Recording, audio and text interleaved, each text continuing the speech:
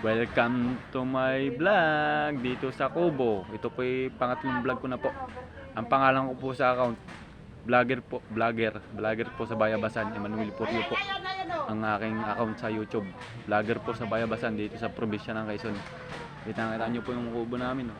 Napakalawak po nito. Ayan, nandito po ako ngayon, nakatambay. Wala pa akong trabaho ngayon. Kaya po ako nagbablog dito sa amin sa probinsya ng Quezon. Kasi dito po, diyan sa may likod na yan, diyan po nagpapakita yung gabay kong tikbalang. Sipit ko yung aking gabay.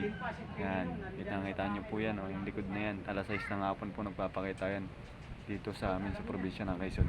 Tapos ito po yung harapan namin. Ayun, papakita ko po yung harapan po. Ayun po.